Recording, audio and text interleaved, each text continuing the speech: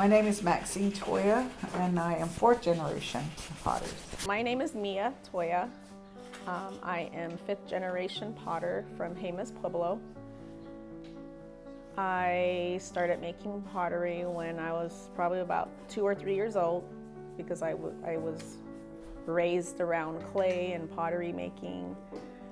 And my grandmother had built a studio there in Jemez.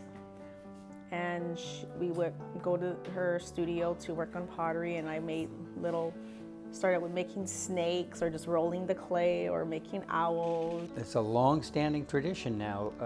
We've just figured out, as it's been going on about a decade, and it's evolved. The artists that we've worked with has shifted a little bit, but the Toyas have always been a constant.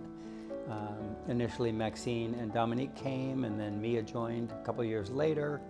But yeah, it's been a wonderful collaboration, to be honest with you. It feels very natural. They're very approachable artists, very humble, and my students immediately make really profound connections, I think, to them, just as people, but also as artists. And it's cool for my students to see a totally different way of working with clay than they learned from me in this studio. The Toyas are usually only here for a week.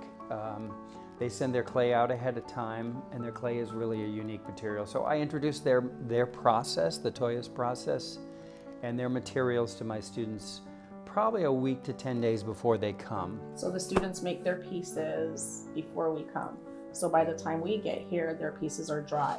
Mm-hmm. And so we take them through the process of sanding their pieces, painting, polishing, and then we normally do our outdoor firing outside. The techniques that we show them might not be the techniques that they've learned in ceramics, and so us sharing these kinds of techniques and methods helps them for them to make that jump as well, so that they could try other tools and ways of working with the clay.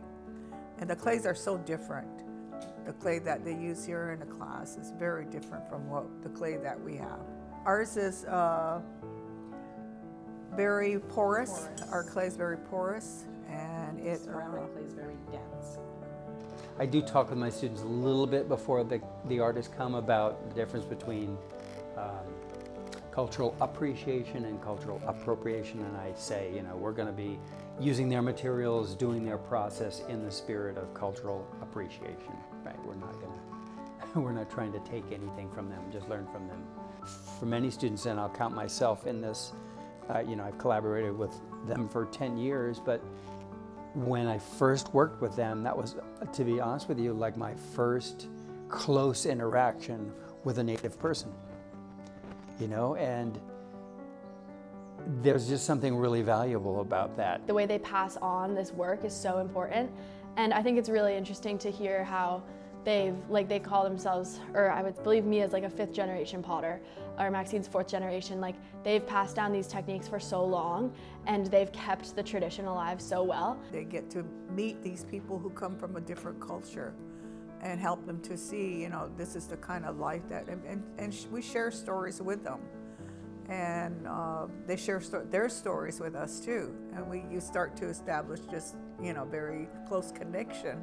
In fact, we have several students for this year that have already been in the class before and are taking the class again. So it's making those connections, I think, is so important, that they will carry hopefully the same way of connecting with people as they get older and learn about other people and make those connections as well. I think it's very valuable.